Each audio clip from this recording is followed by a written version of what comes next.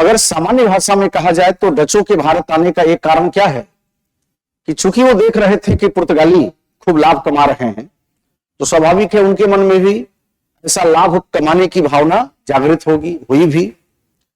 इसके बाद 1596 में एक डच नागरिक है, कब?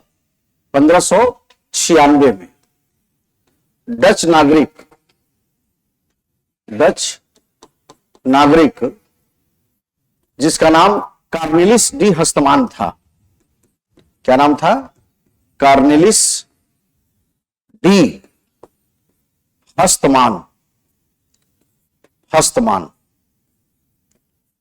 कहीं पर हस्टमैन कहा गया है, तो जो भी मतलब आपको समझ में आ जाएगा। तो कार्नेलिस डी हस्तमान वो पहला नागरिक है जो 1596 में भारत आया। जब ये लोग भारत आए तो 1602 में इन्होंने अपनी कंपनी स्थापित किया। क्या स्थापित किया? कंपनी। कब? 20 मार्च 1602 को। और इनके कंपनी का नाम था Dutch United east India company. ठीक। अब ये तो हम लोग कहते हैं कि यूनाइटेड ईस्ट इंडिया कंपनी किसका नाम है? डचों के कंपनी का। लेकिन रियल में उनके कंपनी का जो नाम था वो वेरिंगदे ओस्ट इंडीसे कंपनी। ये उनकी भाषा में क्या नाम था? वेरिंगदे ओस्ट इंडीसे कंपनी। अब आपसे पूछा जाता है कि डच भारत से किस किस चीज का व्यापार करने में रुचि रखते थे? तो डच भारत से 3 चीज के व्यापार में रुचि रखते थे। पहला, नील समझते हैं? इंडिगो, जो कपड़ा रंगने के काम आता है। दूसरा है सोरा जानते हैं आप लोग? गन पाउडर, बारूद, बम बनाने के काम जो आता है, सोरा। और तीसरा सूती कपड़ा।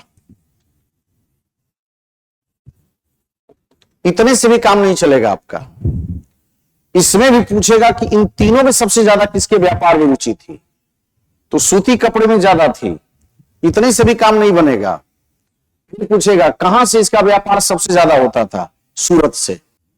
अब जैसे आपने पुर्तगालियों के लिए कालीकट, याद है ना? आए तो कालीकट, फिर बाद में गोवा गए। इसी तरह जो डच हैं उनका महत्वपूर्ण केंद्रीय स्थल पुलिकट था, और पुलिकट है तमिलनाडु में। जैसे कालीकट केरल में, पुलिकट कहां है? तमिलनाडु में।